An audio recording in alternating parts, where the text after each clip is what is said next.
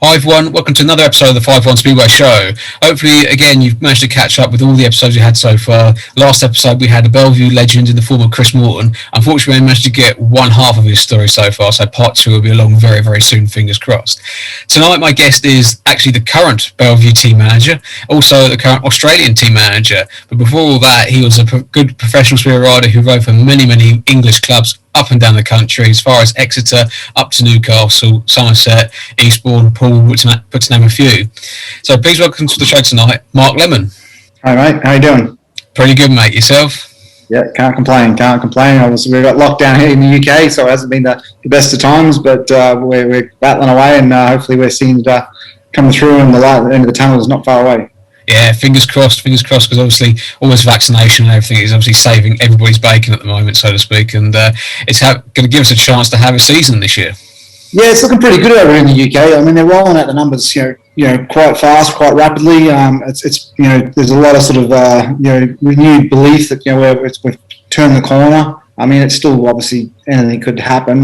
It's been so unpredictable and so fluent, but. We've got a May start now, a start date May the 17th, and if the vaccine keeps rolling out the way it is, it looks very promising. And then we'll just, the government guidelines at the moment, say we can have up to 4,000 people. So I'm sure that will be more reviewed closer to the time. But yeah, it's quite promising. But we look at our neighbours in Europe, and the numbers are going the other way. So it's still a very, very worrying time. Oh yeah, and of course travel with like riders going in and out of countries and things like that. It's got to be something for yourself. It's going to be on your mind a little bit this year. Yeah, of course. Like we don't know how much the sort of the frequency of the flights are going to come back into play, and whether they go back into normality. Who knows? No one knows. Mm-hmm. So yeah, there's a lot more sort of hurdles I think to come, and to have some more challenges in front of us. But we've had a pretty tough. Everyone's had a pretty tough 12 months. So I think if we can get anything, I think everyone will be kind of pretty grateful. Yeah, there would be. I mean, fortunately at Belle Vue, obviously towards the end of last year, you managed to get a few meetings on. So that must have been good for yourself to at least see a little bit of racing. Yeah, I mean, we had obviously Belle Vue's steeped in history, as probably everyone knows, and we're holding I'm part of the management team now. It's holding the baton as the custodian there at the club. And we did want to see that record, that unbroken, continued record of the club running as the longest, running speedway track in the world. So we moved heaven and earth to make sure that we could get a fixture on, and we ended up doing 4 fixtures. So in behind closed doors, which very challenging, but we put on some pretty good events, and I think we live streamed them out. First of it, many things to try and tackle what we might be seeing like the new norm.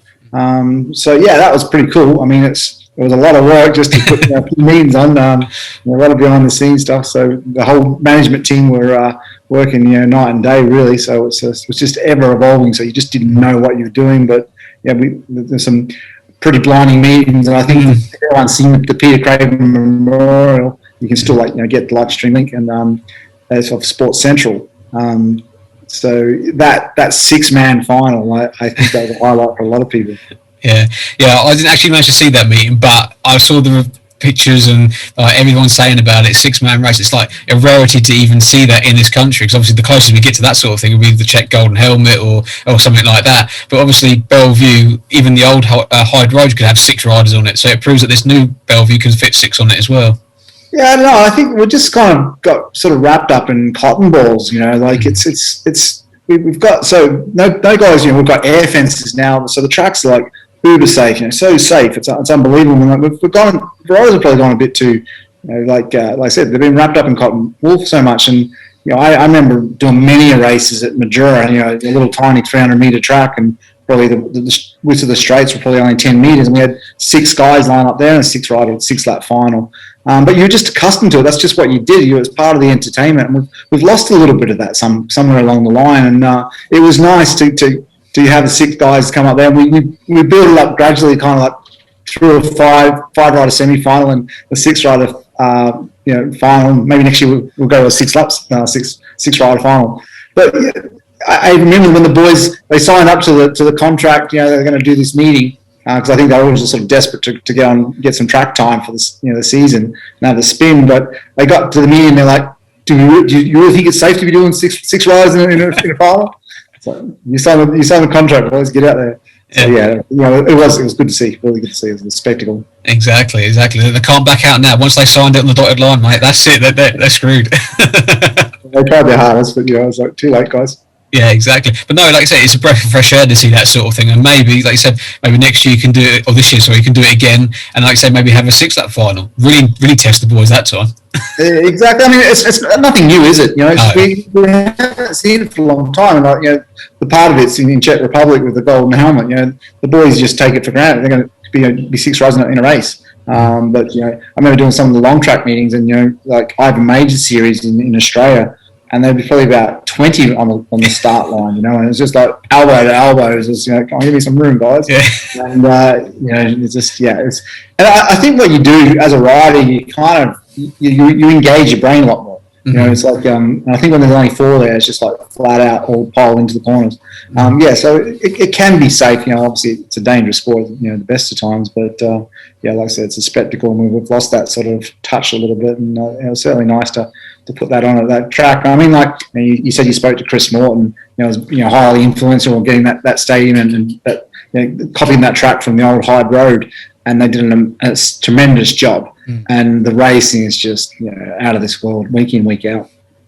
Yeah, it is, and it's an amazing track. So unfortunately, myself managed to do a second half there when it first sort of opened in was it 2016 and things like that. And I remember riding around, and I thought, Jesus Christ, I love the place. It's like flat stick all the way around, and you never go that sort of speed, anywhere really. Not even at sort of like Kings Lynn or anywhere like that sort of thing. But no, it is a nice track, and it's a nice track to go and visit, to go watch, everything. I love the place. It's just a shame it's just such a far away from where I live. That's the only problem.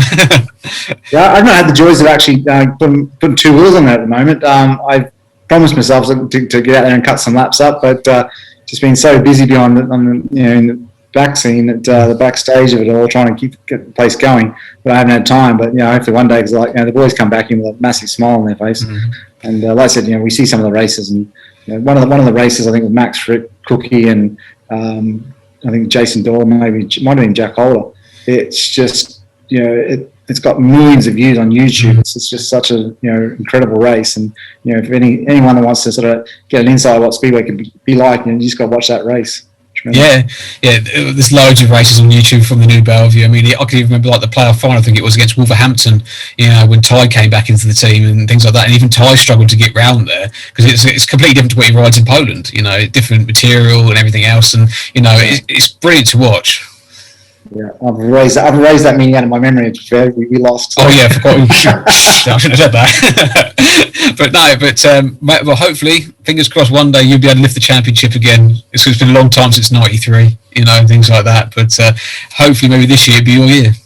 Well, I hope so. Yeah, it's been a long time. We keep getting reminded every year, and I mean that time you just talked about Wolverhampton. I think that was probably the closest we got. We got runners up, but I think the year before, or the year after, we got knocked out by Wolverhampton by a corner or 2. But there was an instant heat 13 that cost probably both clubs the actual overall championship with an instant heat 13. So I felt that year was the strongest we were close to winning the league title. We went on to win the Knockout Cup, so that's was a sort of a bittersweet sort of victory there, but the one that sort of exclusive championship we've been trying to win for so long got away from us. So we got a little bit sidetracked last year, but the team we put on paper last year, I felt, I would say the year before, I should say 2019. I think that the teams we put on paper, certainly they've been favourites, but we didn't get the chance, so we've had to restructure somewhat this year, and we go at it again. But I'm sure everyone feels the same way at the start of the year, that their ambition is to win the league. But it's been a long time between drinks. Yeah, it has been, of course, with all these, obviously the British Rising Star programme, which is coming for this year, which I personally think is a fantastic thing, and I really hope they continue it for the next couple of years, because you've got one of my mates, you've got Tom Brennan, who I've seen grow up from Eastbourne since he was like 10, 11, 12 years old sort of thing, and I tell you what, that you've got a bloody good signing there, mate. I mean, I took my hat off to you to get him in the first place. Yeah, I mean, it's obviously the incentive and the program we've put in place. It's probably couldn't come at a better time. And you talk about sort of if we keep it, the plan is to keep it for the next 5 years, and we'll go in 2022. We'll go 2 rising stars down at the bottom, and I think that's when you really see the system start to work properly, and that these kids will filter through. I mean, ideally, in my opinion, that we should have gone to 2 rising stars this year, but there was a sense of sort of cautiousness around the program, and a lot of clubs wanted to keep their same teams from last year, but that's proven quite difficult, with COVID and obviously Poland putting restrictions on. So we probably could have gone to the 5-2, and it's a shame we didn't. But the key to this thing is there's a plan in place. For the next 5 years, we'll see this Rising Star program. I think it certainly will generate, fast track these young kids through the system. Because there's nothing like when when you're a young kid, you're coming through and you get to race in the same team as the top boys. You learn they think different, they operate different, and you kind of get put into that environment, and you should really sort of feed off them, and hopefully that's what they're going to achieve. But I think the fans will embrace it. We talked about because I was part of the committee that helped organise this Rising Star program. We talked a lot about the old fast track system they had 5 or 6 years ago, and why it kind of didn't work. And we tried to basically put sort of like fault-free, rules and regulations in this to make sure that this wasn't going to happen. And but what we did realise that the fans definitely got behind it. So they loved seeing these young kids come onto the scene and progress through the system. So you get the best of both worlds. You get the top guys and you get these young kids coming through. So it's something for everybody. Yeah, because I think the fans want to see like the next sort of like Ty Wolfenden, Chris Harris, Scott Nichols, the next generation, those sort of riders coming through. Unfortunately, like you say, we've tried these sort of programs before and they've sort of fallen at the first hurdle. So perhaps it's like you say, it's right to go cautious this year, and then next year put a better onslaught into it, have 2 at the bottom, and then maybe even the championship could do the same with the National League sort of thing, and there'd be a proper progression all the way through. Yeah, it's like a tiered progression. That's what's kind of missing. I mean, like right now we've got kind of like 2 top leagues, really. I mean, the Premiership is definitely the top league, but the Championship is, by far, an inferior product. It's got some class in it. So, but there's that, like I said, there's no tiered system. There's guys that come through the National League. There's a massive step going up into the Championship or the Premiership. And so that's kind of got to be sort of managed. A little bit as well, but I think both leagues are going to do it next year. Perfect. Yeah, it can be onwards and upwards for British Speedway, more than anything. But that's the politics done for now. And then it's on to talk about why we're really here, is to talk about your career. Obviously, everybody knows that you've done many, many miles in the UK. Like I said in the introduction, you've down to Exeter, up to Newcastle, and a few clubs in between. But how did it all start for you then, Mark? So how long have you got, mate? As long as you want. I'll keep it brief. Yeah. For me, I was just, I fell in love with motorbikes, at a young age, as a young kid, about, sort of 3 years old. We had like a family little, monkey bike, little Z50, Honda Z50, that you just couldn't keep me off it from the first time I got on it. And, come home from school, I'd go on a motorbike and ride around wherever down the tracks we'd make. And but really, I wasn't Australian rules football. I was really passionate about my Australian rules football. So it was a seasonal thing, off-season thing that, during the off-season, I'd race the motorbikes. My family used to always go to the Olympic Park Speedway in Madura, and we used to watch, the legend Phil Crump race there and, beat all the internationals that we would come there and try and beat him. So he was my hero, my sporting hero. And they started up a junior program at the track. One of the they weren't the pioneers, sidewinders in South Australia were the pioneers of getting that junior program in place. But Madura weren't long, far behind, and so I used to go down, beg Mum and Dad to go early and watch the kids racing, and sort of, after a while, I nagged them for a bike, and on my 12th birthday they said, if you want to race, you can race, but you got to go and buy your own bike. So I had to save up for like 12 months, and I got myself a bike, and by the time I was 13, I went racing. Nice. So who were the sort of juniors you were watching then at that sort of time then? From Lee Adams, Jason Lyons. There's a couple of kids called the Harding brothers. David and Peter were pretty special. But a good friend of mine, David Mcswain, just lived up the top of the road. He was a top motocross rider in the state, and he raced junior speedway. And it was actually his bike I bought, so I used to go and see it at his place and like just drool around that bike. It's interesting because when I was Taylor, it took me 12 months to buy this bike. I didn't realize that, like, my mum and dad, I was youngest of four, so they were never going to give me, go and buy me a speedway bike and give me a handout. So when they saw I was actually genuinely, persevering to buy this motorbike, they actually put a deposit on it, bought it, set it aside in the bike shop, and then obviously I had enough money, I could get the bike.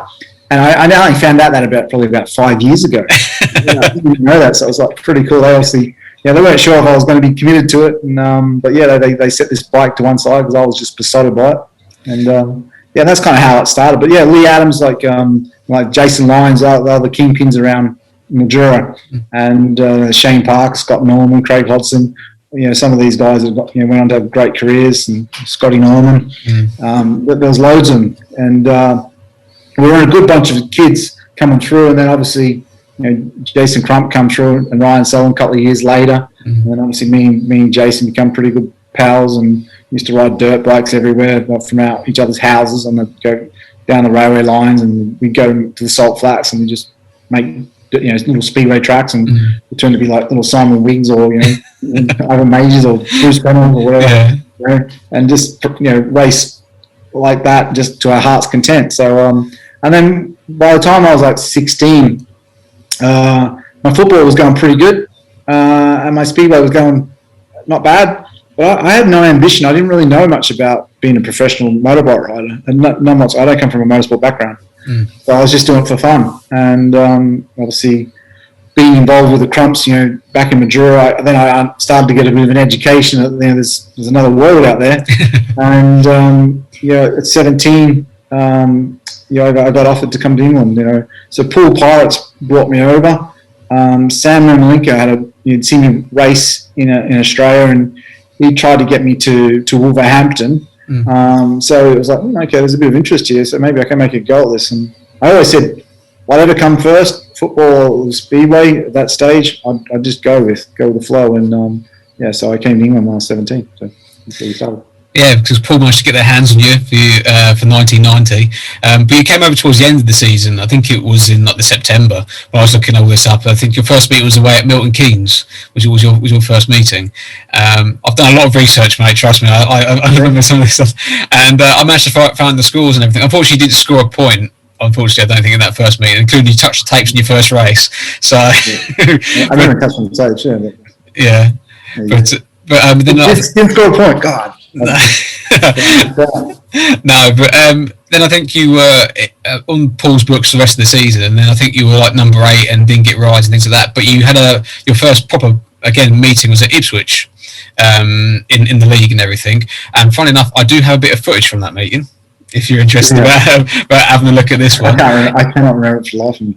All right, I'll just get this up, and if you can't remember it, it might jog a memory or two, and things like that. But you've got you coming out of gate number 2 in this race, in the white helmet, and everything. So heat number 2. So I mean, it must have been a huge learning curve for you riding, in the National League as it was then. Yeah, well, I can't even remember going to Ipswich. I mean, I came over in 1990. I got brought over for a couple of months just to see how it was, just to taste the session, really. And then you couldn't do any more than 6 meetings because you would get an average. So I think I only did 5 meetings. So it was pretty green. Got a bit of lift there, mate. Yeah, just a little bit. Got around there. Yeah, I can't remember who's actually in the rest of the other boys are, but I mean, like I say, it's not getting average, but then obviously come back and fingers crossed you'll be back at Poole for the following year. Obviously, was the plan. Yeah, that was the plan, and things changed because they went first division. So I ended up going to Middlesbrough for a couple of seasons, but I came back at the end of '91. At the tail end of the season, Middlesbrough had finished, and I did a few more meetings for Poole in the main team. So yeah, that was pretty cool. But yeah, that's a long time ago. I don't remember that at all. No, I don't expect to remember much of the early stuff, but I thought I managed to find some of it, and I thought, well, share it with him, just to sort of maybe trigger something. But you came third in this race. I think you finished like with 2 or 3 points again. So again, it's just a learning curve. Like I said, not trying to get an average, and then, like I said, hopefully come back. But you went to Middlesbrough for 91 and for 92. But was 92 like the first full season for yourself then? 91 was my first full season. Right. Yeah, so came back there. I think I broke my collarbone after about 5 or 6 weeks. I had a few weeks out, maybe 7 weeks out. It was quite a bad break. In modern days, you just go and get it plated and be back in a week or so. But yeah, I had a good time up there in the northeast. Got into it. The team was not doing so good. We had so many injuries that particular year. I think they had 21 injuries or something. I managed to ride in a heat leader at some point, so I had a pretty good year. Probably the average didn't reflect how I rode, but that sort of got into it and started to enjoy it. And I only had one more year. I think the next year, 92, things didn't go so good for me, and got released from Middlesbrough, and things weren't working right behind the scenes, and went to Long Eaton and got it going, and then. My average was like, I think 5.96 or something, and you needed a 6-point average to renew your visa. Mm-hmm. So I missed out by like 0.04, which was pretty crazy. Mm-hmm. And then I was in the wilderness for like 3 years, couldn't get a work permit. So that I stayed back in Aussie and just got a mundane job, and after about 2 years, I kind of give up all hope of ever being a pro rider again. Yeah, that's unfortunate because obviously, like I said, back then the rules were very, very tight. I mean, even speaking to some of the American guys I've had on the show previous, they were saying that they were always worried about getting that 6-point average or whatever it was when they were in the teams and like that. But so what sort of then reignited your spark then to come back to the UK? Was it a case of that someone saw you, or was it a case of you did a bit of inquiring? No, I obviously the Stewksbury Ansell promotion bought Swindon. So they were wanting me to come back every year. They put in the team, signed me up, and then I think it was in '96, like 3 years later.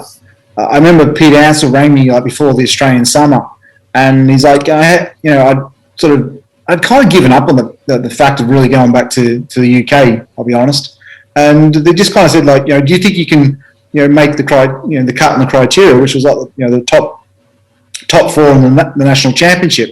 And I went, the way I've been riding lately, no problem. And like, he probably didn't believe me. So they signed, I think Magnus Zetterstrom and Marcus Anderson down at Poole. So I didn't even have a place there. So I was like, oh yeah, that's nice of you guys. And I did actually. I qualified for the overseas final through the Australian Championships. So I then qualified for a visa. I was classed as a world-class international, so no changing of the manipulation of the criteria could come into play here. Yeah. So the phone started ringing. I had quite a few clubs, and I was quite taken back because I kind of, like I said, I'd given up all hope of coming back and being a pro rider, and I think that was probably a turning point for me, because I think when I fought so hard to be a sportsman. I even went back playing Aussie rules football. Had a really good year at that, and then kind of realised I wasn't in love with football. So I kind of really enjoyed my racing, but I kind of just felt it wasn't loving me back, and it was time to move on.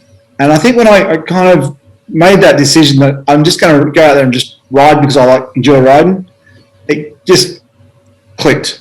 And I remember all the boys coming back from Europe, the end of '95, and I hosed them, and I was riding pretty good, and I said I had a good Australian Championship and qualified for the overseas final. So it kind of, and then the phone rang, and then I was like, okay, well, little did I know at that particular time, my dad had done a deal for me to go to Belle Vue. Oh, right. Yeah, with John Perrin, and like my dad said, oh, you got a contract for the England. As soon as I came off after the results in the Australian Championship, I'm like, what? Anyway, I turned it down. I refused. I said, I ain't going back. Yeah, I'm not going back to the UK.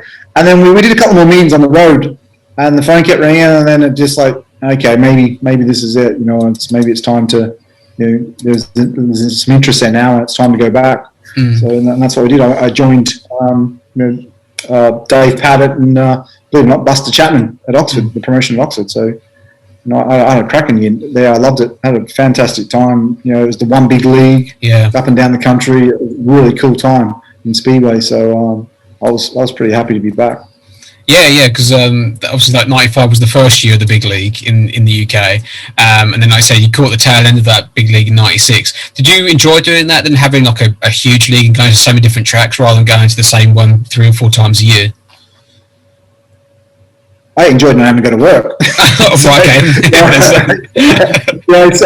You do that daily grind, and you come back and you've been a sportsman again. I was like, this is like just cool. So it wouldn't have mattered if I had to go onto the worst track every week. I was pretty happy. I was just in loving life. I was getting a few meetings in Poland, and it sort of just started to trickle along. And that one big league was cool because you went up and down the country, and you probably had a real more reflection on your average to see where you were at. And I remember actually I had a bigger away average than I did over a home average, believe it or not. So that was a pretty cool team with Thomas Topinka and Bob Brahel and a few other boys, Marvin Cox, and that was some pretty fun times. Got lifelong friendships out of that, and it was just fresh. I was happy to be back. But I do remember the month of May 1996. It was bloody cold. I was thinking, what have I done? Why have I come back to the UK? So it turned out to be one of the best summers I've had in '96. I think people can recall back then. Yeah, that's it. And also, like I say, you qualified for the overseas final, and you finished third. I think you did, didn't you? Was it in that meeting? No, that was a real annoying because that was the year of the solid block tyres, if you recall. And I kind of busted myself up, a week before with my ankle. I remember going to Coventry for the practice and tried these solid block tyres, and I did one run. I was like, yeah, these are okay. Well, I don't know what's everyone complaining about. And then I went back out there and I stuck it in the dirt and I went straight through the fence. And I was just I was already on crutches. So I wasn't too keen on these tyres after that, I can assure you. But when there was a revolt at that meeting, and I felt pretty bad because I'd been out of the sport for 3 years, and then all these boys are revolting, and I kind of understood the rules and regulations that we signed up to, and I'm like, if I'm with you guys, I could get banned again. And I'm like, I don't really need this, Yeah. So I was one of the riders. Like I said, you've got my support, but I've had enough bureaucracy. I don't need any more of this, crap. I didn't say that, but and so Calvin Tatum and Ryan Sullivan were in World Under 21s and long track championships, so they kind of didn't go with it either. So we got seeded through to the challenge, so to speak. But yeah, it was frustrating. I think Chris Manchester won that meeting anyway. We ran the meeting, but it'd gone. It didn't mean anything, and I was pretty deflated by this stage, and I was pretty well busted up as well. But yeah, it's. I remember Manny just smoking everyone that day. He was just on fire. Yeah, because I've seen the meeting, and I've there was the revolt and things like that. Because I think you ran it under the BSPA rules. I think it was that meeting, just so everyone could do the meeting. But it was the overseas final that never was because it was because of all the problems you had and things like that. But no, it's very interesting to hear that sort of thing, because I've asked a couple of other guys been on the show about the solid block tyres and what they thought about it, and of course they all said the same thing that you said. Absolutely a ridiculous idea. Should never have been thought of in the first place. But I think it was an Ollie Olsen kind of idea thing, just to slow everyone down with on the new laydowns and things like that. Yeah, we talk about slowing the sport down. It's. I was in part of it this year for the World Under 21 Championships, and if anyone's ever been to part of it, it's such a historic racetrack. And in the office there, they've got the wall from day dot of all the winners and all the finalists, the 6-man finalists, and their race times. And I'm sat there and I'm looking at it, and it's, ironically, Hans Nielsen walks into the room, not to name drop, but he did. Clang. And I went to Hans and said, Hans, have a look at this. And so what? I said, look at all these race times.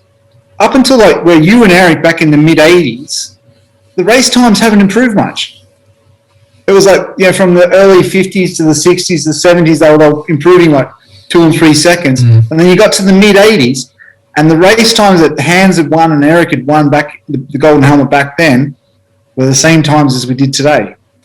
So it's crazy to think we've evolved the sport. We've come to these laydowns. Everyone goes on there. They're wrecking the sport. They're not actually faster. No, they're not. They're not.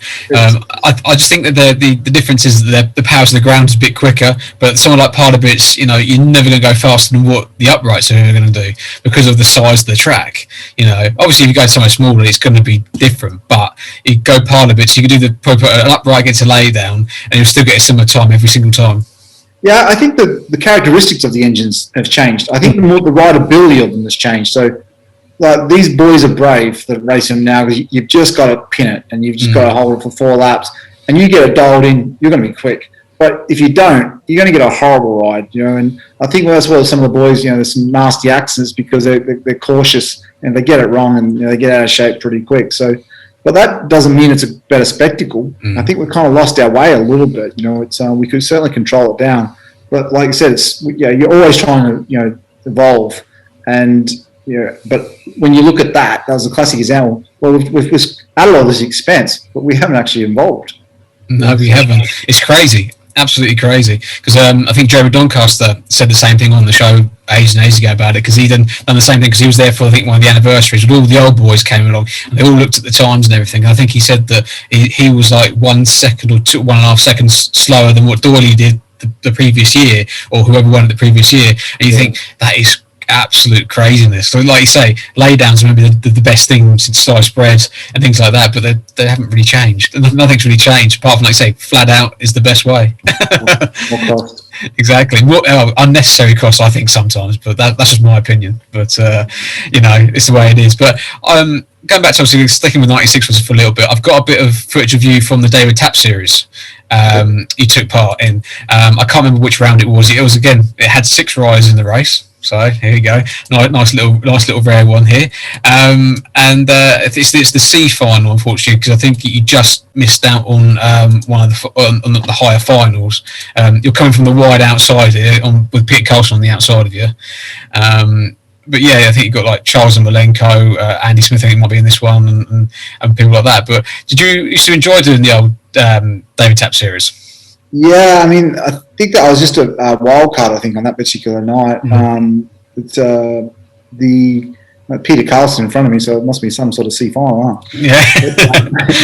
And I mean, the big tracks in Aussie, they're pretty cool. I mean, Wavell Showgrounds, it's such a spectacle. If anyone's ever been there, it's such a pretty stadium in the centre of Adelaide, and they get massive crowds. It was such a buzz to be there. I mean, I think the following year I came second actually to Jason Crump in this round of the championship.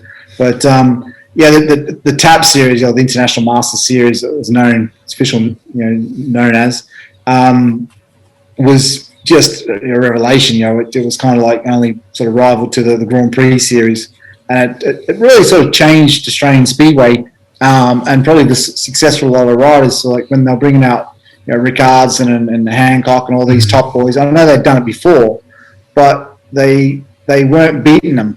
And Crumpy, Jason and Lee and that started to get a belief more by beating these European riders on the home show, that they carried that confidence into the Europe. So there's quite a lot of transition, not just for Australian public, but like for the Australian speedway riders as well.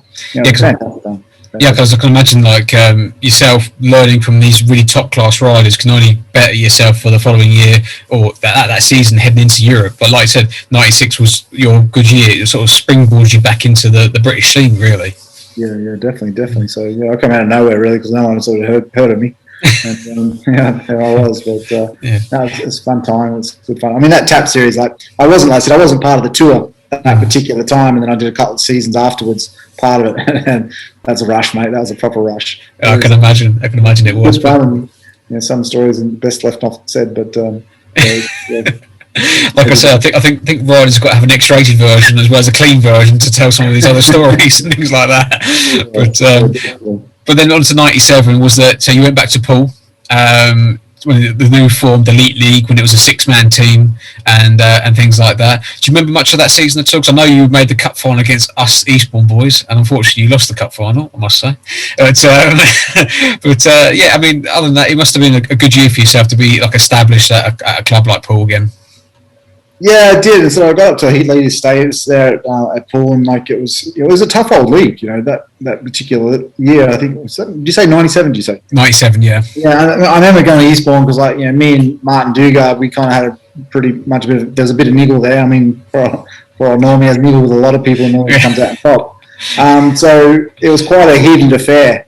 But yeah, we got smoked by the Eagles, you know, down on the coast there, which was a bit hard, bit of pill to swallow really, because the Pirates that year, we started off on form. I think that the pre-season tournament, we smoked everybody.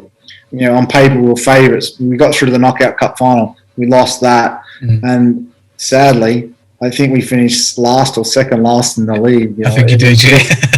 It's just what's going wrong here. You know, like Boise was like the man, and Lars Gunnestead and, you know, Scully, and we had such a good team, and we just didn't perform as a group for some reason. We had a fun time, but like, you know, we didn't have no success. No. 2 years, and I think 2 years in the trot I was at Poole. You know, we were favourites. And nothing. No. But that year was also when you had, I think, Amanda Castagna came in halfway through the season, because, like you said, you had Scully, you had Marvin. I think they either got injured or they just decided that was it, that was enough, or something like that maybe. But I know it was a complete reshuffle towards the end of the season, because I think you had a lot of problems.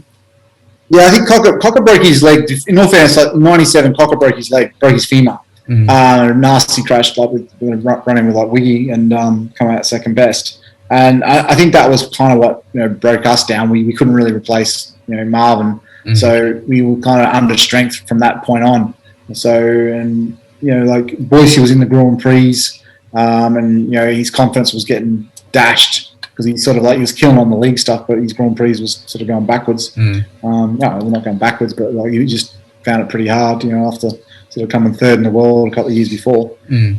So it's got to, like, you know, just wasn't the place to be, you know. And it was the last couple of seasons that Mervyn Stooksby, Ansell for their promotion, and they, in all fairness, they lost heart. They really had. You know, the previous years when I first joined, the place was buzzing. They were so excited. They were always doing something for the riders. It was, you know, a real good environment to be in. And all of a sudden, I wouldn't say it felt like a morgue. That's not the right words that I should probably use in Speedway. But it just had lost its edge. You know, it just wasn't the same place. And I know we went through the change from the track to the small track again, and the stadium was getting refurbed, so that has an effect on obviously the catering and the public coming in. So there's probably reasons that, you know, that they kind of were struggling a little bit. And, you know, I think Matt Ford and Mike, was it Mike? I can't think of the guy from Somerset. Anyway, it was Mike Golding, wasn't it? Mike Golding, yes. That's it, yeah. And, well, great man. And they came in, they injected a new batch of enthusiasm, but unfortunately I crocked my leg at the end of 98. I was out for 8 months, so I didn't get to be part of their team or their plans after that. So, and then they obviously went on to win the league. Yeah, so, no, but it's because you said the other two, like I said, 97 and 98 you did there. Of course, those 2 years were the 6-man team eras, you know, things like that. And then, of course, in 98 was the silly season with the suits and the helmet colours and all that sort of thing. What did you think of that idea? Do you think it was a good idea for Speedway at the time? I mean, the Liposuits were pretty hideous, weren't they? Really? They were. I think the concept was pretty cool, but like, they just didn't fit or feel right on the outsuit. You know, it's like, I mean, they're doing another concept now that like it could work. It's kind of a more robust material, but, you know, as long as it's sort of like Velcro to stick to your inner suit, so it doesn't slip and slide. You know, it'd probably be quite good. But yeah, they got to try things. You know, you can't knock them. But those, I can't remember what year it was, but I think it might have been 98. We had the Ghost Rider, so we had the six-man teams in the Ghost Rider, and I remember that was the toughest league I've ever been in. You know, you'd go to Ipswich, you'd have Gold, you'd have Rickardson, you know, you'd have Lewis, you know, Nichols. And it was just, you know, Coventry. Anderson, Hamill, Hancock. I remember my mechanic come away one night and he's like, "You got 8 points." And I'm like, "Man, I just rode my nuts off." And it's just like, you look at the program, every race like a Hancock or a Hamill or an Anderson. It's just like, it was a tough league. I think I ran like an 8-point average, or just under an 8-point average that year. So it was probably my best season, I think, before I got injured and went into a spiral of injuries. Yeah, that I never probably fully recovered from. Yeah, because obviously at 98 you also managed to qualify for the Intercontinental final in Voyens as well that year. That lovely, glorious, wet evening in Voyens. There's a good photo, I think, of you and Jason Lyons coming together in one race, and it did look like a bit of a messy day. That was just a disaster. Another meeting of a race from my memory, but I think I had 3 ignitions failed in one night. That particular race talking about I was sodden, mate. It was restarted 3 times, and in the end, I got excluded. I was just like, hey, I was in front. I got taken off from behind. It was just one to forget. But Voyens always rains. You should know better. With the wet tyres. But apart from that, the individual front, it was disappointing because I went into that meeting on pretty good form. One of the sort of fancy drivers to go through to the Grand Prix, and it didn't happen. And you look back now, and that's probably the best I ever got, I guess.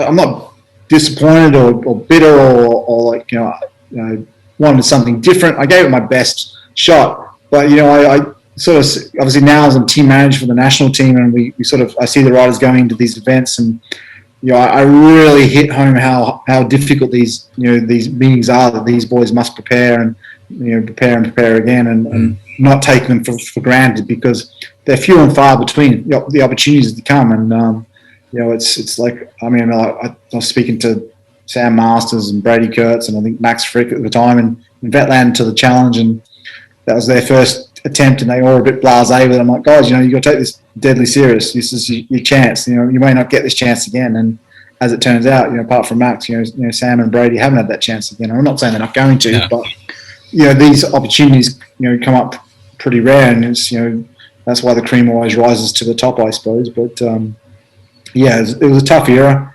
and I think I come out. I ran second, I think, to Brian Carger. Brian Carger, yeah, the Charger. Yeah, I think he won the meeting by the time I got my bike half gone. But tough days. But, oh yeah, because the road to the Grand Prix was, I think, a lot tougher than what it is now. There was a lot more rounds to get to, like you say, the challenge and things like that. And I still prefer that the top 8 or the top or the lower 10, or the lower 8 or whatever, met the qualifiers who made it to the challenge and things like that. That's my opinion. Thought was a better concept rather than having only 3 qualify from the GP challenge to go through. I think, because then I think it also brings fresh faces into the series as well. Yeah, I did the. I think it was Lena Gore. I think it might have been the challenge, and I really didn't sort of focus too much on, because you got the start of the season, you qualify from Australia. You go into the rounds. You're not thinking too much about it. You honestly want to be a Grand Prix rider. And I remember getting to that round, and it was just like, well, only 3 qualify. Are you kidding me? And it was just like, no, obviously I didn't qualify. Yeah. And after that, I was like, what? This is not for me. It's like I'm not a defeatist, but I probably was throwing a lot of money at trying to be a Grand Prix rider, trying to be the best I could, and I was getting on. And after that, I had a few years injury, and I got to that event, and I was just like, I must have been like 29 maybe, and I was like, I'm either going to put everything into this to be a Grand Prix rider, or I'm going to start riding Speedway as a business. And I kind of went the latter, because I just felt, I watch, some of these boys come through, like Crumpy, Sullivan, and go on and, kick ass, and Todd Williams should come back and make the Grand Prix, and it was just like, maybe I'm not good enough, and probably the harsh reality is I probably wasn't good enough, or I just wasn't prepared to be good enough. And I just made that pact there and then. I'm going to actually run my league. I'm going to be a league racer. I'm going to run a budget. I'm going to make money out of it, and that's going to be my operation.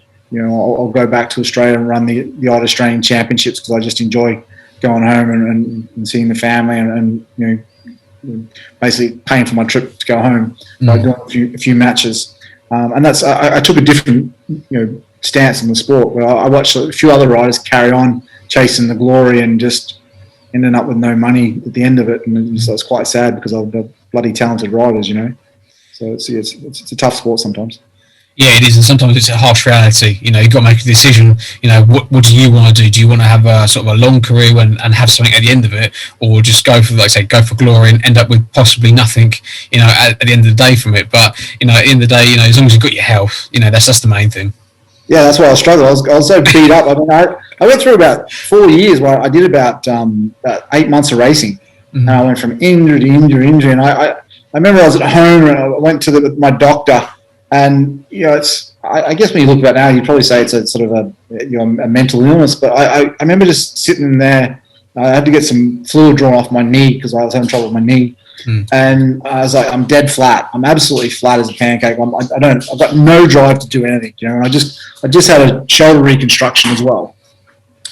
And he just went, I got the man for you. And long story short, it turned out to be a sports psychologist.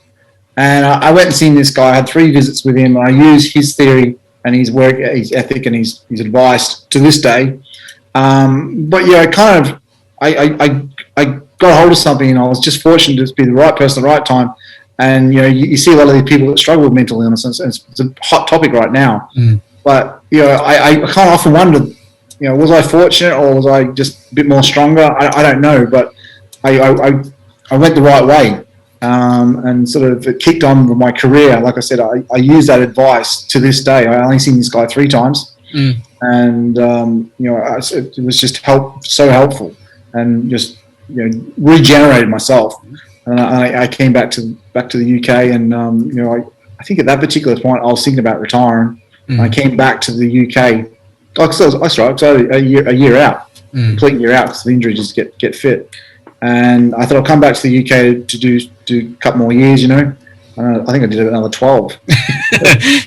yeah, a few more clubs underneath your belt, because obviously after that time in '98 with Paul, you had went to Eastbourne, and then you did I think finished the season off at Hull at the end of that year, because obviously again that was the year that TV came into the British League, which again was a huge thing at the time. But did you enjoy your time like at Eastbourne and then going to Hull for that season? It's like come back to Eastbourne, like it was really funny because I said we had Martin had the sort of niggle down there, and then they ended up signing me. So I found that quite bizarre. But unfortunately, the very first meeting I came back, we had a big crash. Actually, fun enough, it was with Jason Crump and Ryan Sullivan. That can't be the name. But I remember I dislocated my shoulder in the turn. I only kind of sub-dislocated, but I just wasn't myself. You subconsciously as a racer, when you're not feeling it, the mind plays games on you, and just like you're thinking you're twisting the throttle, but you're not. You're just not that committed. And I was very inconsistent. I think I went to Peterborough 3 wins and a duck and something like that, and I think they dropped me, and that's why I ended up at Hull. And I busted my wrist. It's funny, like you have omens. Sometimes I was on the plane coming back from Sweden, and I actually rang Graham Jones, the team manager, from the plane. Thought it was pretty cool, using the old plane phone. Yeah. And cost me an arm and a leg, that did. But I had like trap wind. I didn't know what it was. I was just like, I can't ride tonight, and I probably should have pulled out. I got to the track, and luckily the trap wind dissipated or like went away right on parade. So I was like, I'm okay. So I raced a couple of wins, and then I got, me and Javi had a bit of a ding dong. I went through the fence and broke my wrist. So, I probably should have stayed at home. Yeah, and that was kind of like the end of that season then probably, and that was it. But then obviously after that, and you moved on to Oxford in 2000, it must have been nice to obviously be again with the purchases and things like that, being like around a nice sort of like little family of a promotion and a good group of riders to be around. Because I think, was Jono at the team at the time and things like that? Yeah, Jono Lee was there. I mean, to be fair, I think that was I'd had another year out, believe it or not. I'd had a few years out. Yeah. And Lee was the one that actually convinced me to come back at that particular time. And I went to Oxford, and we started off well, but there again, I struggled with injuries. And I think we're talking about 2003 too. Are we now? Well, you went to 2000, and then you had a year out in 2001, and then you came back in 2002, I think.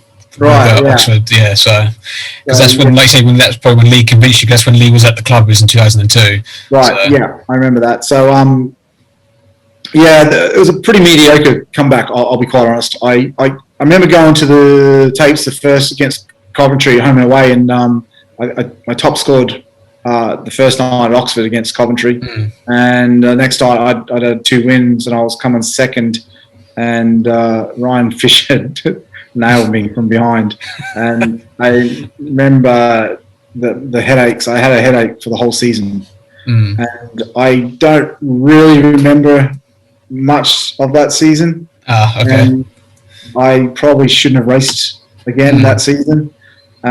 So I kind of come back on a high, and then it kind of went bush.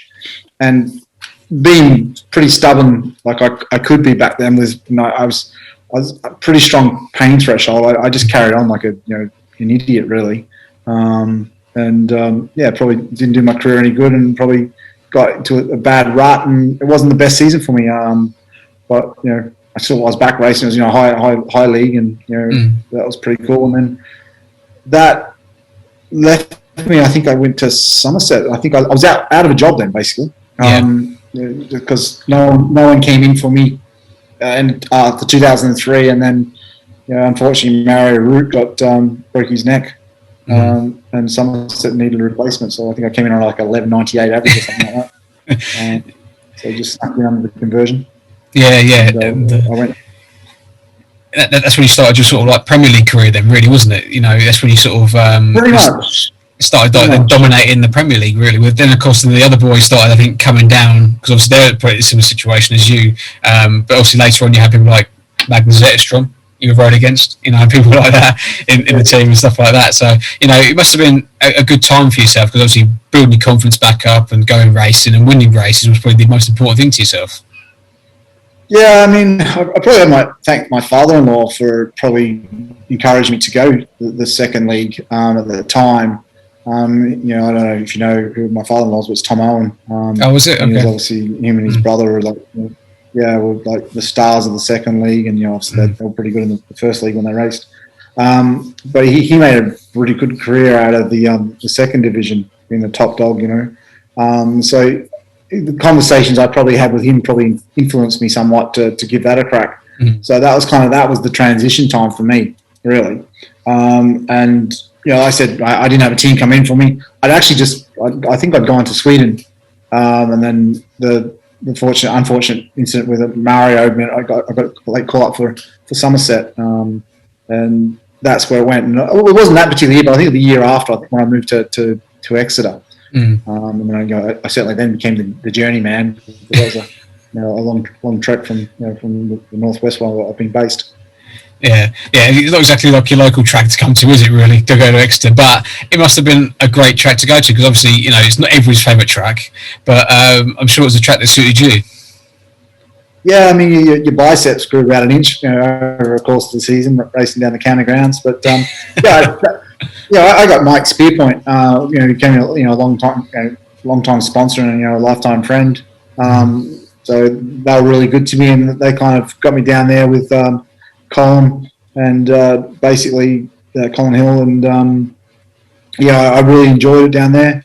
I think young Mark Simmons and Colesy gave me a bit of a hard time when I first went into their camp, because it was their domain. But we had quite a successful season. Won the Premier Trophy, so we did it for Colin, because he was poorly that year and passed away. So that was pretty sad. And then obviously in 2005 was the last year at the county grounds, but it was a pretty special place, the county grounds. I mean, it never bothered me being an Aussie racing, because we'd race on car tracks that clay and solid concrete.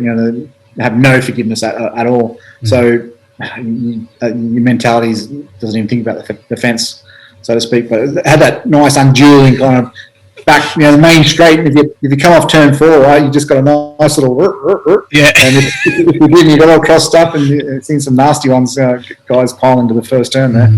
But good times.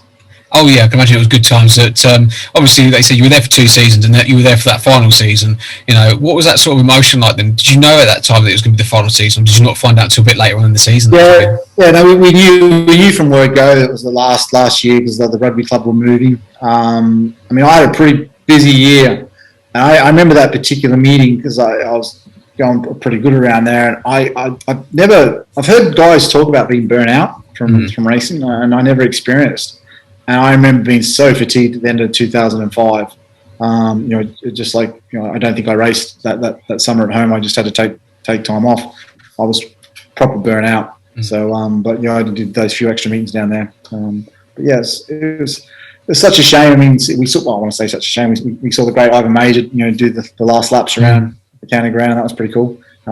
He flogged himself out though, because he was out there practicing all afternoon. And when he actually had to do his final 4 laps, he was getting wider and wider and wider. So yeah, it was quite funny. Yeah, getting more and more tired, probably just going around. But I mean, it's just such a shame that track had to go, because, like you say, it was a one-off, a unique sort of track and everything. But I do have, I could expect, a bit of footage from that last meeting, the Indy Vera one. Unfortunately, you didn't quite make the final that night. You just missed out by a couple of points to make the semi-finals. But this is your sort of race that you managed to win. You managed to win this one, which was kind of cool to say that you've actually managed to win sort of like a meet, one of the races at the last meeting sort of thing. Yeah, right. Yeah, you come off gate number 1. You got I think Danny Workoff 2, and then you got Sean McConnell, and I don't know who was on the outside of gate 4 in this one, but it was still good to watch. Both those spectators towards the fence. That was what was so crazy. Yeah. But I think it's behind the Pedersen of gate number 4. But I mean, just watching yourself, it looks like you actually loved it and suited you down to the ground, like you say, from the old Aussie days where you just ride close against the fence anyway. Yeah, that's pretty cool. I mean, that going into turn 3 was so cool. Up to the fence and sometimes bounce off the fence. Yeah, and then sort of go down across the whoops as you go down the straight and things like that. But how dark was it? It was a little bit darker than what we're used to nowadays. But of course, you couldn't see the fence because obviously it was cut plastered in dirt and things like that. But no, it must have been, like I say, a fantastic track to run, a good home track advantage as well. You must have had there. Yeah, no, exactly. A lot of guys come there and they were pretty much defeated. But I think that the Falcons never really put a team together that were good on the road. And I mean, they won the championship a couple of years before, but we went and won the trophy that year against. I mean, the finals against Reading. Matty Zager was the hot kid on the track at the time. So it was a pretty heated sort of playoff final with them guys. But yeah, no, that was a pretty special place. But that particular night, that was packed to the rafters. About 8,000 people there. Yeah, it's just a bloody shame it's gone. But, it was not. It was nice, and obviously again, to see the sort of like the glory days of Exeter sort of come back, a little bit, and things like that, with they say that with the crowd, and of course the old guys like Scott Autry, Back Laverna was there, and probably they were saying to you, well, how do you ride it now? Do you ride it any different to how we rode it, sort of thing? No, I don't know. Just in fact, it was just comic, wasn't he? He was so fun guy to be around. So we miss him clearly. Yeah, 100%. But obviously, Louis Coffin was always in the pits. Like, what jet you running? What jet you got? And tell you what he rode, sort of thing, and that was it. Stuff like that. But obviously, after that sad year of 2005, you moved on to Stoke in 2006. So a bit probably closer to home than you had been for the last few years. But did you enjoy yourself at Stoke? Was it a nice time to be there? Yeah, I remember when we finished at Exeter, I actually rang Chris Morton, and I actually rang Dave Tatum. And I just I want to come somewhere where I don't have to travel. I'm just done with the travelling. Anyway, I did a deal with Dave to go to Stoke, and had a pretty good year there. And then at the end of the season, I was signed as the number 8 for Reading Bulldogs, and Andy Smith got crocked, so I ended up taking his rides for the rest of the season then, and so I did a lot of meetings for Reading, so I was doubling up, so to speak. Well, I was the number 8 actually, but I wasn't actually doubling up, but because obviously I was the mate what called in when Andy got injured, so I kind of kickstarted my career again, and at that particular time, just down at Exeter, I bought a house, and we were renovating an old Victorian house in Southport, and I kind of just basically, instead of trying to think 24/7 Speedway, I just took my mind, that gave me something to preoccupy my time, and I kind of rekindled my career again. It kind of gave me a new spark. So when I went to the racetrack, it was like I was relieved to get out there and get out of the overalls and from working and grafting on the house. Because we restored it from top to bottom.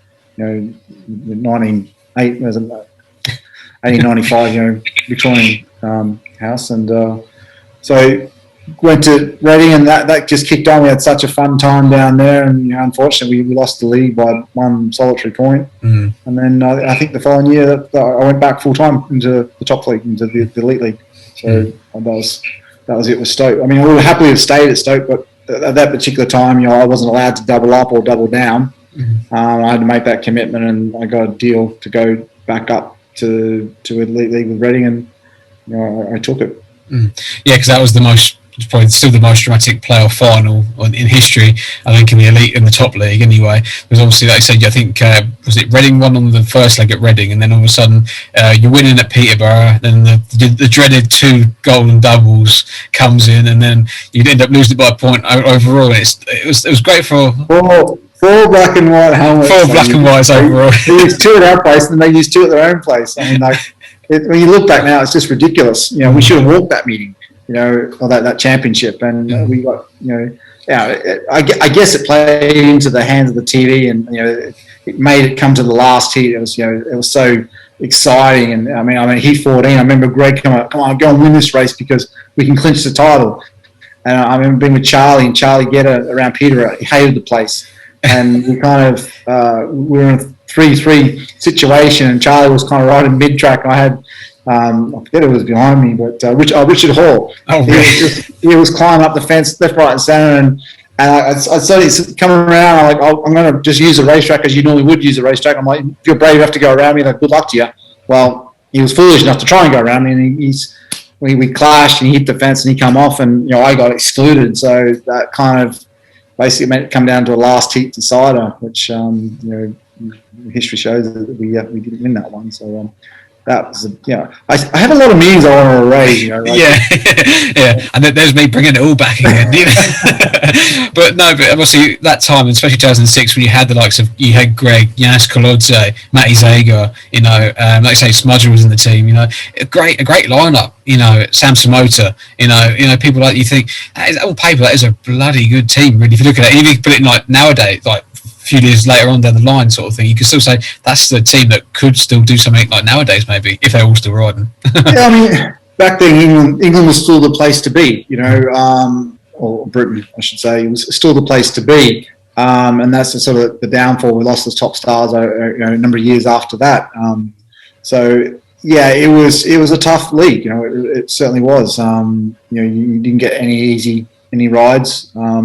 You had to really step it up, and probably the fan base was probably pretty spoiled, I suppose. They would love to have them sort of caliber riders here now. We've still got some good ones, don't get me wrong, but you don't have the depth that they had back then. So those names. I forgot about Yanis Kolodze. Yeah, exactly. You forget all those they were sort of like kids when they came to this country, and all of a sudden they don't come back for a while. And but no. Then obviously, I think 2007 was a year of struggle for Reading after that sort of year. I think it was, if I remember rightly, because I think you were down at Eastbourne, one of the first few meetings of the year. There was a big old long night. I think a lot of carnage happened in that first meeting, and things like that. But I think because that was time was with BSI were kind of involved, weren't they? At the time, and things like that. So what was it like with those guys sort of running the show? Were they good to run the show? Yeah, they were fantastic. They were running the sport the way it should have been ran. I think they probably just felt they got let down, that they couldn't get people to go along with them. And they came in, they were inventive, they wanted to adapt, they wanted to put a show on, and I think they just got worn down by the politics of the sport, and we see this from time to time, and that's got to change. The only way that's going to change is if it becomes independent. It's not managed by within the club's owners and operators. So if we can see that change, I would imagine you would probably get more investors like Postlewaite getting back into the sport and wanting to invest and see and get a return out of the sport. But that was some pretty cool times. I wasn't part of them when they brought in all the fancy fiberglass. I came in the tail end of that. But they got the Bulldog. That didn't go down too well, did it? Because the Reading races. No. And that was the first thing they did when Mark Legg took the club over in 2008, because they changed it back to the races and tradition, which was, it was a shame, but like, it sort of had to be done. But that in 2008 was the last year, obviously, for the races, which was a real shame. But no, John Postlethwaite and the crew, they did a great job. Like, Torben Olsen was part of that. It was great fun. It was just a real fun time, and they put on a pretty mean show. It sounds like it's like the Grand Prix consortium basically took over Reading. It sounds like to me, that sort of thing. Like I said, Torben Olsen, they're still all involved with the GP nowadays. It's like that was their stepping stone, and then they got their jobs in the Grand Prix. Then after that, maybe. But obviously, then they said 2008 was unfortunately the last year for Reading, which it's an unfortunate pattern for yourself, because obviously within last being part of the Exeter team in 05, part of the Reading team in 08, it was kind of unfortunate for yourself. Yeah, there's a host of teams I've got closed down over the years. So it's a death memo, they call me. So, it's a real shame, to lose Reading. It's just that, had a lot of history there as well. For me, when I first came to the UK, I remember seeing Per Jonsson and Jeremy Doncaster and Jan Anderson ride around that place, and even Amanda Castagna and Donkey and that Jeremy Doncaster. Just like, wow, seeing these superstars in my eyes around that place, and real shame. And it's a shame. I've driven past it a couple of times now, and they haven't done anything with the land, or hasn't been developed. So, I haven't been past for a few years, but I assume it's probably still the same. Bloody shame. Yeah, because I think I've promised a lot of things which never came to fruition and things like that, which is so unfortunate for both Speedway and the Greyhounds at the time, which were there as well. So it's a multi-purpose stadium which everyone lost, sort of thing. But then obviously you moved on to yourself, and you moved on to Newport. I think it was for the start of the 09 season, but then you moved on to Newcastle later on in the year. So how was your sort of time with Newport then before you went on to Newcastle then?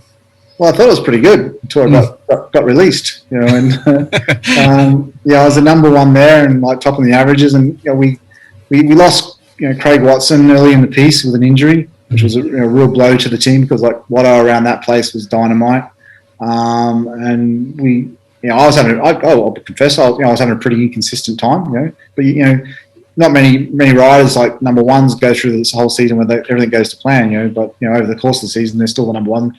The average proves it, and anyway, they decided to release me. It was pretty horrible the way they did it. They didn't tell me. I was the last one to know,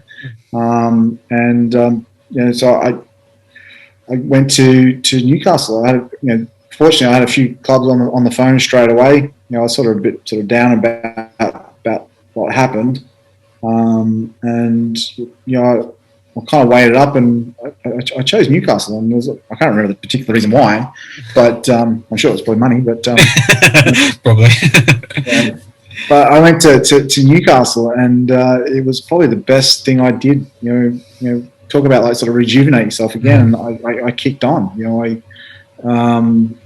It's a track, Newcastle. I never raced Newcastle that often.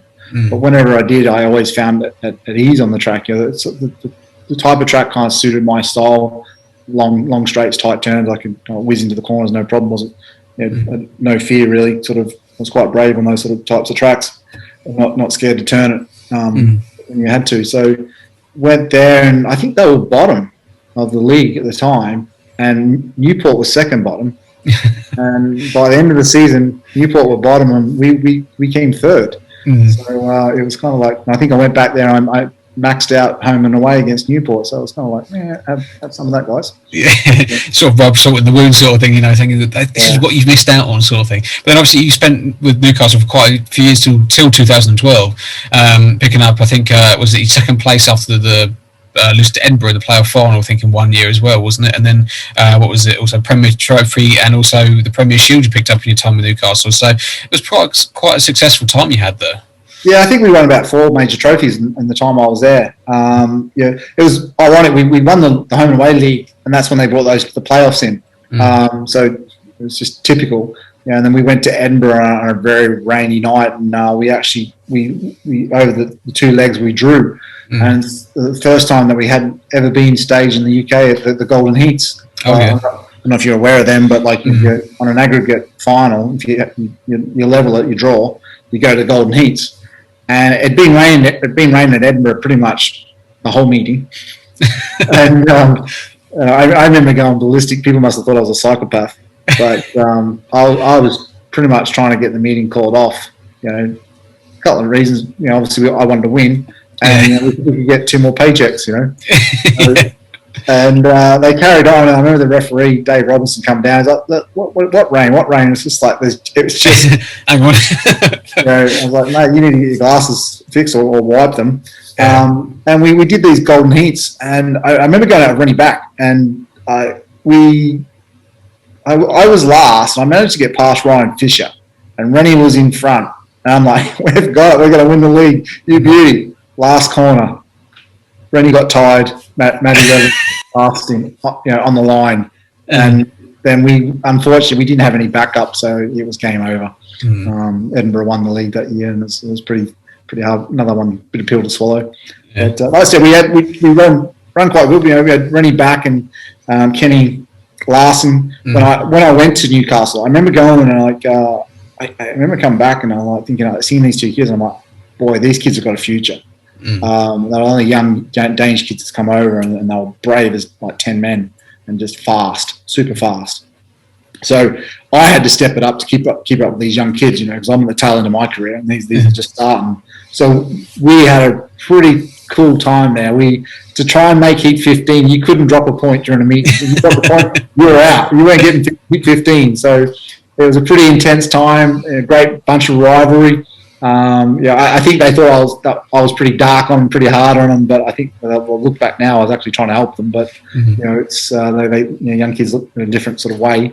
But yeah, we had a really good couple of seasons up there, quite successful. And then unfortunately, 2012 was my last season, and I was pretty gutted. I've never been so gutted to be released and not rejoin the team. And I think when they. Darryl Illingsworth told me probably in December. He kept me hanging until December, which pretty much all the other teams were sort of built. And it was just like, we're letting you go. And I was like, you what? He never once gave me any indication that he was going to let me go.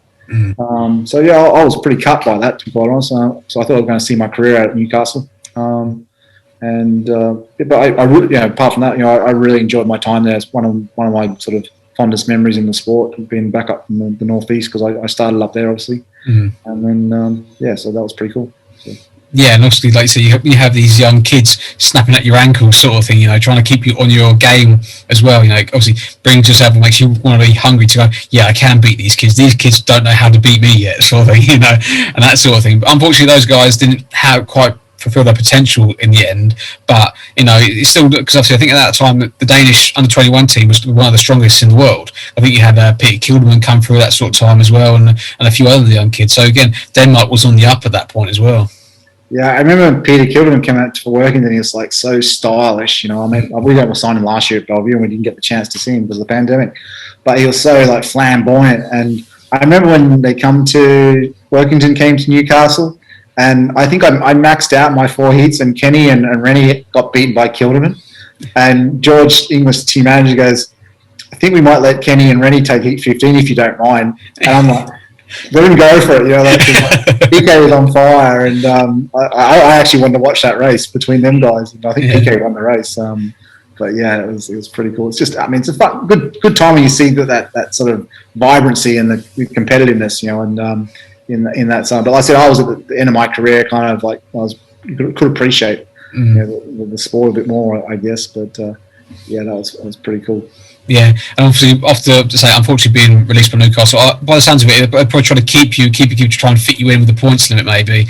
And also because I want to keep these other young kids, maybe it's just the case of that, maybe they had to let them go, unfortunately, because obviously they wanted to have those previous seasons where you had so much success.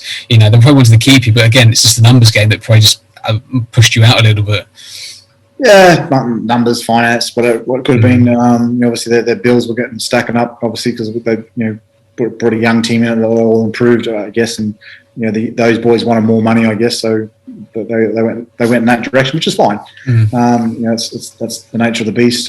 But yeah, so that was my time there done.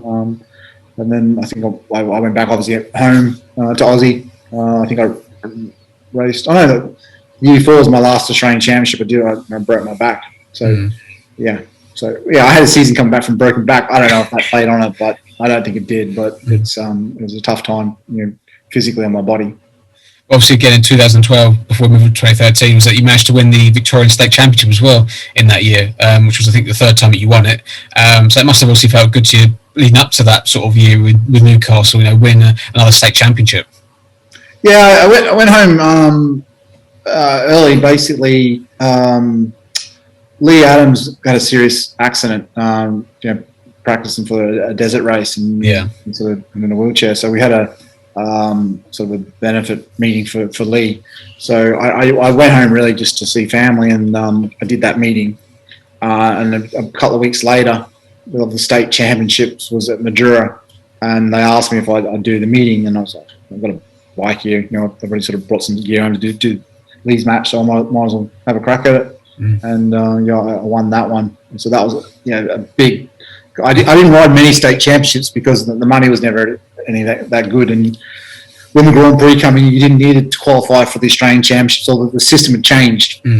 So I didn't really race too many state championships for the last 10 years. So I think my first one was like 93, and my last one 2012. So there's a bit of a gap between the first. And, I won a couple, one in between, and so that was fun. That was an enjoyable time because I also got to race in front of my nieces and my nephews, which I hadn't done before. Apart from the Australian Championship, which I'd have broken back. Yeah, it's obviously nice to rise in front of family to show them that you can do it and what you are capable of doing, things like that. But obviously, come back to England in 2013. I don't know whether or not you started the season or not, but you ended up riding for Plymouth, I think it was in that season, and at least getting some sort of rides in, but maybe not quite enjoying it as much as you did the previous year. Yeah, no, Plymouth was. I had a bit of fire in the belly. I wanted to prove Newcastle wrong, and we started off pretty good down at Plymouth. We had a pretty solid team. We had a good bunch of lads. Corey Gallicole and Ty Proctor. It was Todd Kurtz. It was like Jake Allen's pretty much an all-Australian team. Yeah, and so that was good. That was good fun. But I signed. Ironically, I actually re-signed to go back there. Even though the journey was killing me, because I would leave my home in Southport at 9 a.m. in the morning and sometimes not get to the track till like 7 p.m. The traffic, so it was horrendous. I had young GP Sam Haynes on the tools for his first time as a mechanic, and I nearly killed him while we're travelling. So I think it actually took a lot out of me. I'll be honest, because I'm a tail end of my career. I'm like 40 odd now, 41, and doing all those miles. But there's a fun little track down the same. Was it Bonfire? What kind of I think it's Boniface, something like that's cool. Yeah. And it's a neat little track. I'm so cool. It's so cool to see them actually in the championship now. So stepping it up. But yeah, so I signed for them and they released me because they stuffed up their numbers. And they said, "Oh, can you come back in 6 weeks' time when the averages change?" And I'm like, "No, I'm not doing that. I'm not playing the mug." And Gordon Pearman from Glasgow convinced me to join Glasgow. And I don't know if that was probably a mistake. I probably should have just hung the boots up. But I struggled. I really did struggle up there. And just as I was doing my own engines as well. I was doing the team manager's job for Australia. I was washing my own bikes. I was just trying to do too much, and I wasn't really giving the racing, I wasn't cutting it short, but I just asked too much of myself. And then my dad wasn't well in Australia at a particular time, and they released me, and I was like, "Oh, that's it, I'm done. I'll just go home." And Middlesbrough or Redcar asked me to join in for the rest of the season. That's why I ended up doing it. I actually felt it was quite fitting because my first full season for Middlesbrough and the Bears, to come back and race for the Bears at the end of my career, and I knew then that was it. I'm finishing. I didn't tell anyone. I just cracked on and tried to enjoy it as best I could, and I was still riding a heat leader at the end of my career, so that was, the average wasn't so crash up. But no, but like I say, it's gone a complete full circle. You start there and you finish there. Like I say, it's quite fitting, really. Under a slightly different name, but it's still the same, still same place sort of thing. But obviously you must have had a special place in your heart to go to Redcar then. Yeah, I mean, I got took under my wing by Brian and Pauline Swales and their family, and I class them as family to this day. And obviously we lost Brian a couple of years ago, so that's pretty sad. But it was nice to go back there, and I spent a bit of time at their place, and it just felt natural, to be quite honest. And it's I think because the pressure was off me completely, because I knew what I was doing. I was just seeing that, but I had other things going on in my life, so it was time to hang up the boots, and that was the end of that. And then, if you recall, I had my farewell back in Australia, but my body, it told me, in all fairness. I remember doing a meeting guested for Kings Lynn down at Eastbourne. I went from Edinburgh Friday night to Eastbourne on the Saturday, and I remember my missus going to me, "You gonna get out of the van or what?" I'm like, "I can't. I'm stuck." My body had just gone frozen. My back had gone into spasm, and I was just like, "Oh no!" And I raced that meeting. It was bloody horrible. So I kind of knew it was time. But then I found hot yoga. But then when I retired, and then I went back to Australia and did my farewell meeting, and that went quite well. I was just like, "What have I done? I've retired." Could have carried on. End on a high sort of thing, But obviously, after your long illustrious career of racing, you came into management. But obviously, first of all, it was the Aussies. You had team manager of the Australian team. So how did that sort of come about? Because obviously at the time, you were still racing as well. Yeah, Boise was the current team manager, and he rang me up one day, and I thought, "Oh man, yes, he's going to call me back to the national team. The test matches were coming up," and he's like, "No, I want you to take over my job." I was like, "What?" Because I don't want you to ride. I want you to manage. And I'm like, "Bugger!" So it broke my heart. I must confess, he did ring me up a couple of weeks later and actually asked me to ride in the test match, and I turned it down. I said, "It's time to give these young guys a crack," And then he goes, "That's why you're going to be the next team manager." And so I didn't accept the job. I actually didn't want the job. I was still riding at a particular time, because this is probably 2011. So I still raced for another 3 years. And so I kind of went back to Australia, and the chief exec in Motorcycle Australia flew me down to Melbourne, and sat me down and said, "Oh, we want you to take it over. We want you to take it over." So I went away and thought about it, and I did accept the role, and that was it. So I was all of a sudden in charge of the Australian team. Probably a bit daunting at first, but you had a young Darcy Ward on the scene. Chris Alder was just about to become world champion that year, and it was pretty exciting times. I think, okay, this is nice time probably to take over and change of the guard, and Crumpy was in his last year, which I knew him. It's funny because me and Jason, good friends, we always talked about it, strangely enough, maybe I'd get to manage him in the national team. I don't know why we'd have this conversation. And it turned out that was the case, and he came back to the Australian team, and we did the last year, and we got a silver medal in the World Cup. So that was pretty fitting, and so that was my baptism into management. Was it was it a plan at all to go into management when you finished racing, or was it going to be a case of hang your boots up, maybe go and watch a few more meetings on the sideline sort of thing? I'm pretty. I'm not good at planning and stuff. I'll be honest. That's probably one of my downfalls. I probably never set real high standard goals. I want to do this and I want to do that. I've kind of just I wouldn't say I've bumbled along. I've had an idea of what I wanted to do, but I haven't I'm going to do this. And to go into Speedway management, like I said, I came back to the UK after having a year off in 2001 it was, thinking I'm going to do another 2 years and I'll be hanging the boots up and probably heading back south. And I'm still here in the UK now. That's 19 years or 20 years ago. Yeah. So it's I found the transition easy. I never had any aspirations of being a team manager, none whatsoever. But I felt that I have a position, I have some experience that I can actually help these young guys. I may have not been the Lee Adamses or the Craig Boyce, Todd Wilshes, Ryan Sullivan's, Jason Crumps, in my career, but I rubbed shoulders with them enough and competed against a lot of successful riders and world champions, and probably realised why I didn't succeed and made mistakes. Mm-hmm. And I had that experience, and I think I have the ability that I can actually talk to the riders now and put them at ease. And I think probably sometimes they're being told by a former world champion or someone that done that, did this. It's a different kind of pressure. It's a different sort of, I'm not sure the word, but how you sort of portray or come across. Mm-hmm. You have a bit more of a rapport. Mm-hmm. You know, there's more of a respecting that grows. It's just, you don't expect it. You're a former world champion, you expect to have respect, but you've got to earn the respect. And because like some of the riders that come through now, when I look at their birth certificates on their licenses, like they weren't even born, when I started.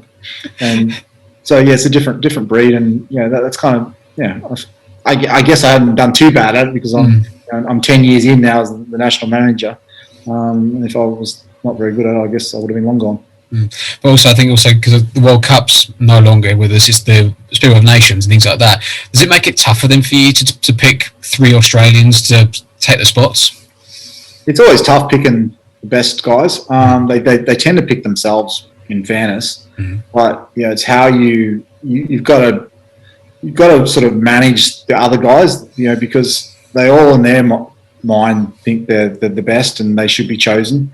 And you don't really want to just disregard them, and it will be disrespectful to them. So that's that balance, because a conversation I had with Max Frick last year, I was like, Max, it's kind of your form. You're a Grand Prix rider. You're doing this and you're doing that, but your form hasn't been so good. So I'm probably going to choose other riders. But are you prepared if the chance comes along? If something changes, would you step up and be still part of the team? And his answer was yes. And the majority of them are yes. But you got to, lay that down to them. And then as it turned out, Jack Holder declined the opportunity to race. And so I had to go back to Max and say, would you take this place? But if I had been I'm not using, I'm just going to choose these guys and ignore you. That conversation is very difficult if things don't go to plan. And I'd like to think that I have that rapport with the riders, that I'm pretty open and honest with them, and my decisions is based on form, and I can back it up in my decisions. And I'd like to think they do respect me for that. I'll never know, but we got to get the results on the board, and it's always tough making the final decision, because you're like,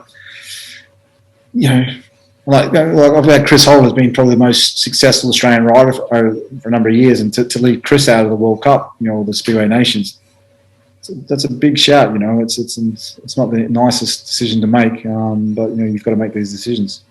Yeah, I can imagine it's quite a headache, for you nowadays and that sort of thing. But I must admit, the most successful sort of Australian really at the moment, other than obviously Jason Doyle and Max obviously being in the Grand Prix, is Jamin Lindsay.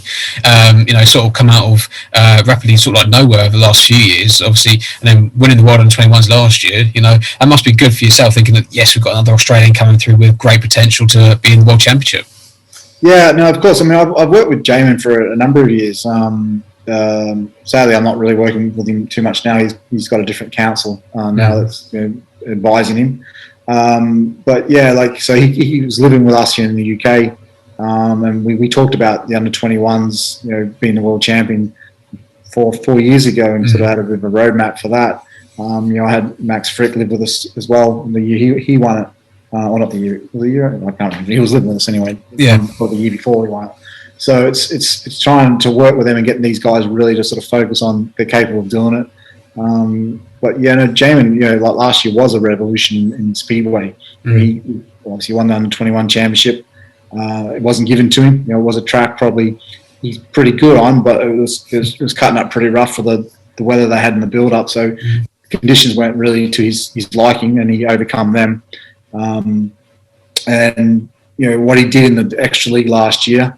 There was no pressure on him, but he got an opportunity, a chance, and he took it, and he took some big scalps, and he regularly took some big scalps, and he's justified his place there now. So it's he's chosen to race in Sweden. He's been ambitious. He wants to race against the best guys. It's not the advice I would have given him. Well, I did give him, but he's chose, like I said, a different council to go a different route, and I hope that works out for him. But he's a father now, so he's got a few more extra challenges, and but I'm sure he's capable of going on.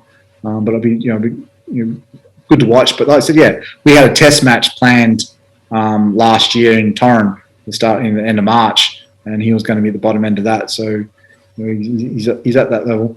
Yeah, very much so, because like I say, the extra league, he done well, stormed it towards the end of the year and things like that, and of course that's when it all built up to the 21 final and things like that, so that's great for him, and obviously he's one to watch for the next 10 years hopefully, and things like that. But how did you manage to land sort of like the Belle Vue job then? Obviously being team manager of Australia, then retiring, and then obviously you came into the team manager role at Belle Vue.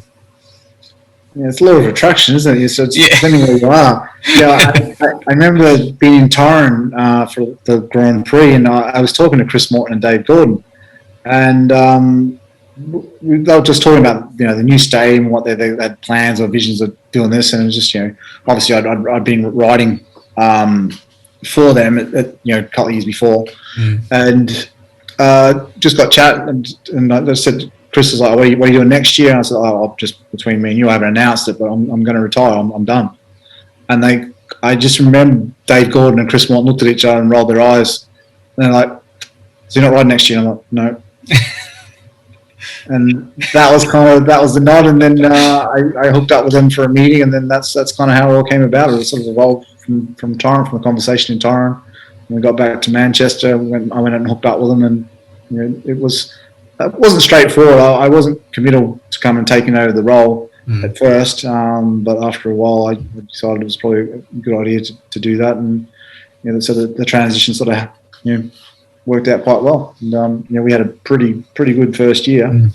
We nearly won the league. Nearly won. Name, isn't it? Nearly. Yeah. And so that was the old stadium. So we returned. I remember my concept. So I'd race with these boys and this team, not boys, the men with these guys, the team. And when they asked me to manage them, I'm thinking, I know I can turn this around, no problem. I know what we can do. So we had the guys hadn't been performing very well, and like I said, we nearly won the league in 12 months. So that was pretty amazing. Yeah, he managed to turn the whole Belle Vue's fortunes completely, did a complete U-turn, because I think obviously the one time I ever went to watch at Kirky Lane was the playoffs when you guys were there, and it was when the match got abandoned, I think it was, because the rain came down.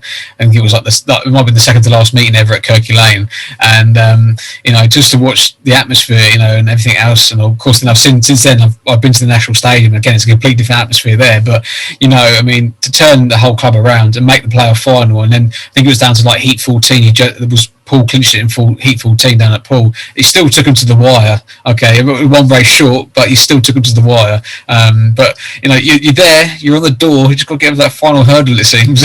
Well, that was known as the Goggle Gate final, wasn't it? I don't know if you're aware of that, when Carl Newman threw his goggles off because he couldn't get his lens in or something. And I went to the referee. I'm like, isn't that not allowed? You can't do that. And he's like, no. I'm like, you sure? There's something in the rule book that's saying you must wear safety protection. No. And anyway, it all kind of escalated because the referee kind of said he didn't know anything about it after, and so there's some very heated words were exchanged at the end of the meeting, which I kind of got in trouble with. And bless Chris Morton, he didn't want to follow it up, but me and Dave Gordon was like, no, we've got to milk this. So we went down to Poole. We put out a press statement, and basically it's going to be investigated. And we had Poole rattled, mate. They were down there like, goggles, and we lost by 2 points, or a point, or whatever. Yeah. And Midlow, I remember Midlow. I was actually staying in Midlow, and he rang me up on that on the way down there, and he absolutely just blasted me. If you want to win that way, dirty tricks, we'll start like that and try and get those points taken off us. You can have it. Anyway, they won by 2 points, and at that particular point, they still didn't know if this was going to be reviewed, and it could have had to be replayed. And I opened up and said to Midlow at the time, I was, mate, no, you won it fair and square. There's no review. There's no appeal going in at all. It's yours, And that was it. So, but yeah, that was quite an intense final, definitely. So. Yeah, imagine it was. It looked good on TV anyway, I know that. But like you say, the goggle final, that's what I can't remember now. I remember that one now. But it's great atmosphere for Speedway though, isn't it? Any publicity is good publicity for Speedway, no matter what. And of course, it gets that little bit more atmosphere. It gets everyone more hyped up for that grand final meeting. Yeah, exactly. So, that was, there was no, like I said, goggle gate, go down history. Yeah, exactly. And then obviously the following year was the move into the National Stadium, which unfortunately got delayed because the track didn't quite lay properly or whatever it was in the end that caused the problems. So I think like the first, month or nearly 2 months, you rode all your away fixtures first, near enough. And then when the track was safe and good enough to ride, then you guys obviously managed to play catch up with your home fixtures. Yeah, that was some challenging times, I can assure you. You've gone into this fantastic stadium and the track, the contractors just messed up turns 3 and 4. Took a lot to recover from there. But we lost any home track advantage. We still made the playoffs, and today I still think we were probably the better team, but we just didn't perform when we went to Wolverhampton. We just were caught napping. Matty Zagar just he can be so dynamite, on his day when he's on, but unfortunately this day he was not switched on, and then you think he got about 5 points, and it just went downhill. And so and Max Frick, won the World Under-21 Championship the night before, and the poor kid didn't sleep, a wink, from winning his championship to come and race in the grand final. So he scored 1 point. It's just like I think like the time we went there the following season, the start of the season, he maxed out an 80-point maximum. So things just went against us, and that's unfortunate in sport. But just the timing was against us, and but we got there. We made the playoffs, made the grand final, and but we got smoked by Wolves that went on to enjoy their success. But I brought Tyler back, and I think if Ty, have you read his book or not? But he talked about he could have joined Belle Vue, and I was involved in those conversations, and our management at the time didn't go for it. So, well, maybe that's an opportunity slightly missed. Then maybe that was. I knew he was going to come back to the Brit. He wanted to come back, and I said, whoever signs him is going to win the league. Dead set, and it would have to be Wolverhampton against you guys, which is even worse. Haunted by my own comments. Yeah, exactly. But obviously, since all the problems been ironed out, and I say the track's fantastic to ride, fantastic to watch out. You've had some great meetings. It's a proper World Championship stadium there, which is finally what we needed in England for such a long time. Yeah, and Chris and Dave, you got to give them credit. They worked their butts off for 10 years to get that stadium with the city council. And obviously we know what's happened, and unfortunately they got the promoter's license annulled within 12 months. And we, Tony Rice and Robin Southwell came in and put Chief Exec Adrian Smith in there as my co-promoter, made me co-promoter and team manager and director of Speedway and such. So we've been handed the baton to take over the great famous club. It's like like I said, it's the jewel in the crown of British Speedway, but boy, it's hard work keeping that business afloat, that track. So we have so many challenges, and we work so hard to get keep it running and keep it the track in prime. We have Andy Meredith does a great job with the track, and we invest still a lot into that track, and then it could easily be let gone. You look at sort of Leicester, that's a pretty new stadium, and that's not the best racetrack. It sort of goes pretty rough and ready at times, but we won't allow that. It's easy done, very easy done on these tracks. If you don't keep them up to scratch. So we work very hard to keep it going. We obviously would dearly love to be able to win the league and win it around that and celebrate around the National Speedway Stadium. But we've got some great events. The FIM Speedway Nations is going to be here this year, and the Under-21 qualifying meetings, and the British final. That was a pretty epic British final last year. So we're looking forward to staging these events at that stadium. And like you said, it was built, it was designed to have these big events. And that's as the custodian and holding the baton, we've got to continue to make sure that we can actually have these events come to Manchester. Yeah, exactly. And of course, having yourself as an ex-rider, how to sort of like prepare the tracks, and sort of like probably the things that the other promoters don't see is what you can pick up on. So it's probably a great little consortium of guys there who can pick up on different things at different times. Yeah, no, we have a really good team. All that from our clerk of courses, to our meeting operators, just everyone, from the commentators, the presenters. We work really hard behind the scenes. We've got a great team. And I think that's the key, and to be fair, I've introduced a lot of operationals that I see from the F1 events, and we kind of standardise ourselves on those events. So our regular meeting, we run like clockwork. We work hard, so we want to put the presentation on, so it is a good show. And and there's those finer things, those 1%ers, as a sportsman has to do to achieve, as an operation, as a club, as a track.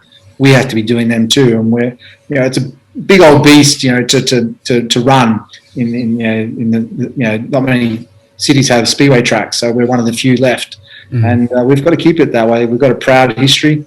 We recognise that, and the city council supporting the speedway, which is fantastic. So we just got to keep it going. I'm sure you will, and of course, also not to mention also the Colts also do a good job there as well with the National League team, and and do you get a chance to watch them at all on the odd race nights? Yeah, no, I go down there, and I go from team manager for the Aces to team coach for the Colts. So we have Steve Williams and Graham Goodwin. They're the co-managers for the Colts. They're in their 21st year of coaching the team, managing the Colts. So I go down there and I work I get my hands dirty and help the boys, because a lot of them come in and they're still learning the ropes. Their bikes aren't quite up to spec, and they're not probably being adjusted accordingly, and just that helping with the timing and the jetting and the gearing and body positions. So I kind of coach them as much on a Colts night. So we're still running the speedway, but I get in behind the scenes, and we treat the Colts exactly the same as we treat the Aces. But we just have unfortunately, there's a lot more people come to the Aces than they do the Colts. But I think the people that don't go to the Colts are probably missing out on something. Yeah, because National League racing is fantastic to watch around there, and I mean Steve and the crew there are fantastic. They've always been good to me whenever I've ridden there or been there. They're great guys. So, but because don't you only have like the main grandstand open for the Colts? You don't have the whole stadium open. Yeah, obviously because the security comes at a massive cost, and with the numbers we can cater for everyone in the main grandstand. So the South Stand we keep shut. I mean, it'd be great if we were getting the numbers and we can open up the South Stand, because I've never actually watched a race from the South Stand because it's closed for the Colts and the Aces. I'm busy, so from what I'm hearing, the people that watch from the South Stand think it's just fantastic. I mean, I've stood up there and seen it, and I've see from the spectacle what it look like, but I've never actually seen a race from there. So I'll have to do that one day. But so that's what we do. That's the reason why. It's just trying to make it cost effective to run the stadium, because obviously we run the green code of stadiums and safety guidance. So we've got to do everything right and run by the guidelines. Yeah, 100%. I mean, but it's a great atmosphere. No matter what you watch, say National League or the Top League or anything like that, or World Championships, it's a great atmosphere. It's a great track. I can't speak hard of it myself. I say ridden it, watch it. It's been great, and obviously I'm a mechanic there as well, so the facilities are everywhere fantastic. Yeah, no, exactly. I mean, obviously you see young Dan Bewley, track record holder, all around that place. It's fantastic. So it's just a spectacle. Yeah, exactly. I think I was there also one night when I think the track record went like 3 times, and at the end I think it was like Niels Christian Everson had it for quite a while and things like that. And you think, bloody hell, these guys are really going for it. And I think it was like a Sunday afternoon meeting as well. It wasn't exactly like a night meeting either. Yeah, the track was pretty grippy that day. Yeah, exactly.